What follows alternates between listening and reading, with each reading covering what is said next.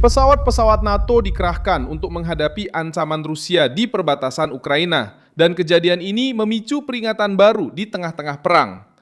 Insiden ini menjadi sorotan pada hari Senin 27 April karena melibatkan jet tempur Inggris, Eurofighter, Typhoon, drone Rusia, dan wilayah Ukraina. Dan kemungkinan nyata terjadinya bentrokan langsung antara rezim Putin dan Aliansi Atlantik. Ini bukan sekedar malam serangan biasa. Itu adalah malam di mana perang nyaris terlalu dekat dengan sebuah negara anggota NATO. Saya akan segera menceritakan semuanya kepada Anda. Tapi sekarang, Anda pasti ingin berlangganan saluran ini agar tetap mendapatkan informasi terbaru, informasi secara real time, dengan kualitas jurnalistik terbaik yang pernah ada. Dengan standar kredibilitas Milson Alves. Situasi ini dimulai pada dini hari tanggal 25 April ketika pasukan Rusia meluncurkan gelombang baru drone dan rudal ke Ukraina.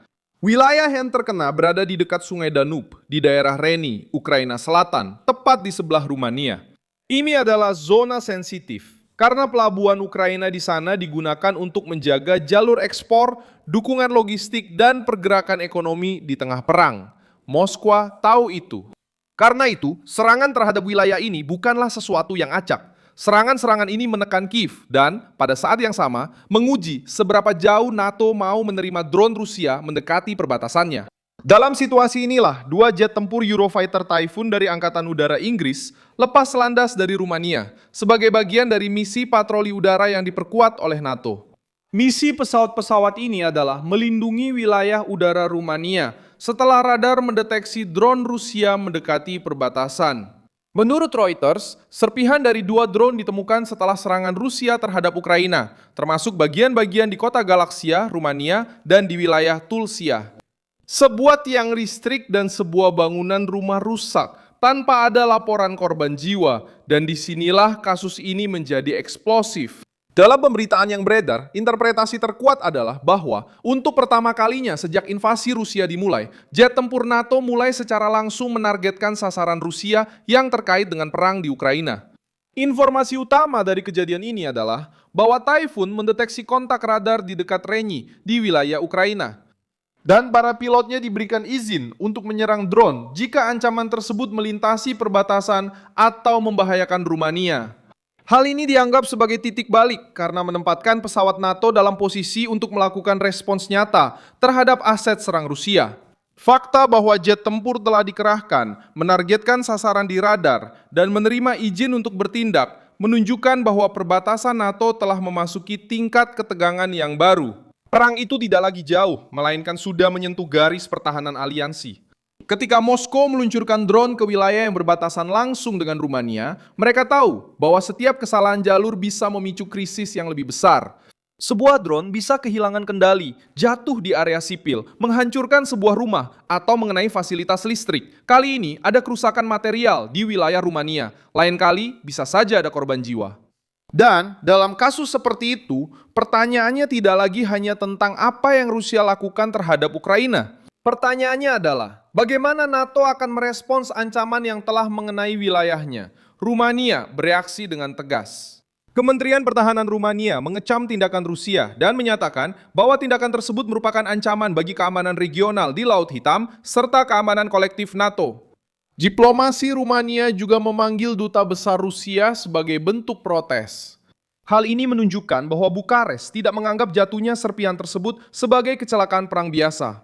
Mereka menganggapnya sebagai konsekuensi langsung dari tindakan Rusia yang tidak bertanggung jawab, yang dilakukan terlalu dekat dengan perbatasan yang dilindungi oleh Aliansi Atlantik. Serangan Rusia pada hari itu juga bukan serangan kecil. Ukraina melaporkan bahwa Rusia meluncurkan 619 drone dan 47 rudal sepanjang malam. Menurut Angkatan Udara Ukraina, 580 drone dan 30 rudal berhasil ditembak jatuh.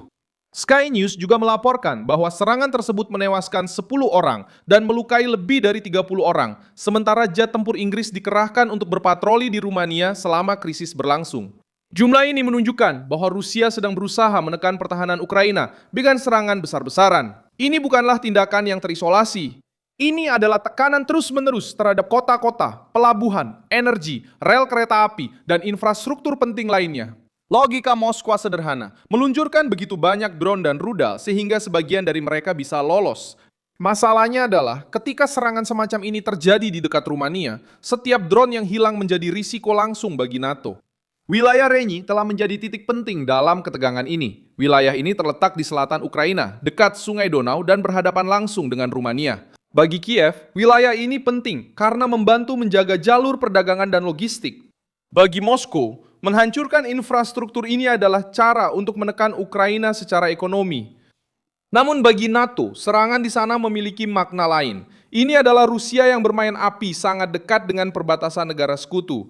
Angkatan Udara, oleh situs yang khusus membahas penerbangan militer melaporkan bahwa 2 Eurofighter Typhoon Inggris dikerahkan dari pangkalan udara Rumania untuk mencegat drone Rusia yang mendekati wilayah udara Rumania. Situs tersebut juga menyebutkan bahwa sebuah drone Rusia yang merupakan bagian dari kelompok drone serang jatuh di Galati, menghancurkan sebuah bangunan tambahan dan tiang listrik tanpa korban jiwa. Perbedaan antara mengamati dan bereaksi kini semakin tipis. NATO selalu menghindari terlibat langsung dalam perang di wilayah udara Ukraina. Namun ketika drone Rusia mendekati Rumania, aliansi tersebut harus menunjukkan bahwa perbatasannya bukanlah wilayah terbuka. Itulah yang dilakukan oleh jet tempur tersebut. Mereka terbang ke udara untuk melindungi negara sekutu, mengikuti ancaman tersebut, dan siap menembak jatuh drone jika situasinya mengharuskan. Rusia sedang menciptakan risikonya sendiri.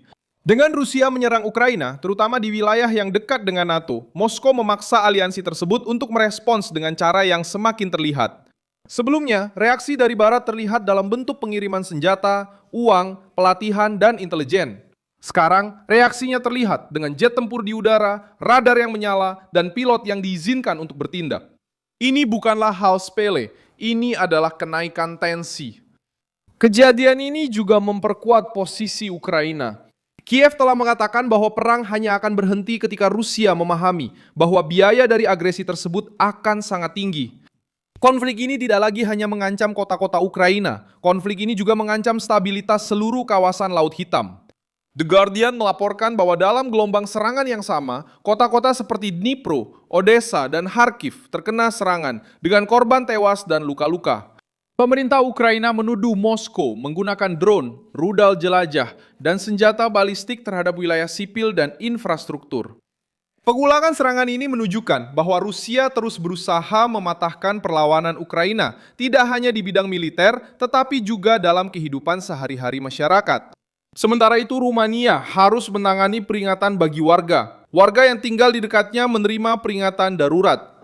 Tim CIM telah dikirim untuk menyelidiki puing-puing, dan area-area telah diisolasi karena risiko bahan peledak. Euronews melaporkan bahwa lebih dari 200 orang telah dievakuasi sementara setelah jatuhnya sebuah drone di daerah berpenduduk di Rumania. Ini menunjukkan bahwa bahaya itu bukan hanya sekedar wacana, bahaya itu benar-benar terjadi. NATO melakukan unjuk kekuatan yang diperhitungkan. Mereka tidak mengumumkan keterlibatan dalam perang, tidak menyatakan konfrontasi langsung, tapi mereka juga tidak tinggal diam. Jet tempur sudah ditempatkan, radar sudah siaga. Aturan pelibatan sudah memungkinkan aksi jika ada risiko. Inilah yang membuat Moskwa takut. Rusia bisa terus mencoba melemahkan Ukraina dengan serangan malam, tapi setiap operasi di dekat perbatasan Rumania meningkatkan kemungkinan menghadapi pesawat NATO. Bukan karena keputusan politik yang besar, tapi karena kebutuhan pertahanan. Jika sebuah drone Rusia melintasi perbatasan dan mengancam warga sipil, Rumania tidak bisa hanya mengeluh, mereka harus melindungi penduduknya. Memaksa NATO untuk menunjukkan bahwa mereka masih hidup dan bisa bereaksi. Beri like pada video ini, berlanggananlah ke kanal ini. Dan di akhir, lihatlah komentar-komentar agar kamu bisa semakin terlibat dengan komunitas Milson Alves.